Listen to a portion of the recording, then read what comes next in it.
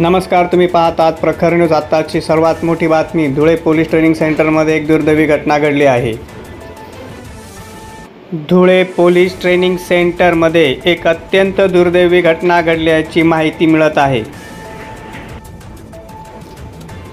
धुळे येथील police training सेंटरमध्ये प्रशिक्षण घेत असलेल्या माजी सैनिकाचा मृत्यू झाल्याची एक धक्कादायक घटना समोर आली आहे। अमरावतीचे रहिवासी पंकज लक्ष्मण गावत हे आर्टिलरी विभागातून सेवानिवृत्त झाले होते आणि त्यांनी महाराष्ट्र पोलीस दलात भरती होऊन सध्या ते धुळे येथे प्रशिक्षण घेत होते। मिळालेल्या माहितीनुसार काल रात्री ट्रेनिंग सेंटरमध्ये झालेल्या एका गेट टुगेदर कार्यक्रमात काही रिक्रूट्स यांनी मस्ती केली होती।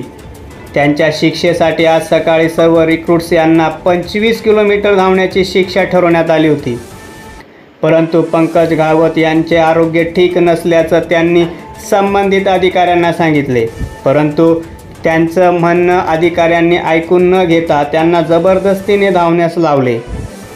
धावत असताना त्यांना चक्कर आले आणि चक्कर येऊन ते जमिनीवर कोसळले। त्यात त्यांच्या डोक्याला दुखापत झाली आणि त्यात त्यांचा दुर्दैवी मृत्यू झाला। या घटनेनंतर माजी सैनिकांनी संताप व्यक्त करत पोलीस विभागाच्या मनमानी व माजी सैनिकांप्रती असलेल्या दुजाभावाच्या वागणुकीवर तीव्र नाराजी व्यक्त केली आहे। सैन्यात कठोर सेवा करून सेवानिवृत्त झालेले सैनिक जेव्हा दुसऱ्या सेवेत येतात तेव्हा त्यांच्या वयोमानाचा विचार करून एक वेगळी नियमावली असायला हवी अशी मागणी आता माजी सैनिकांकडून केली जात आहे। प्रखर न्यूजसाठी धुळ्याहून योगेश मालके। प्रखर न्यूज पाहण्यासाठी चॅनलला सबस्क्राईब करा व आयकॉनचं बटन दाबा। बातमी आवडली असेल तर लाईक करा व शेअर करा।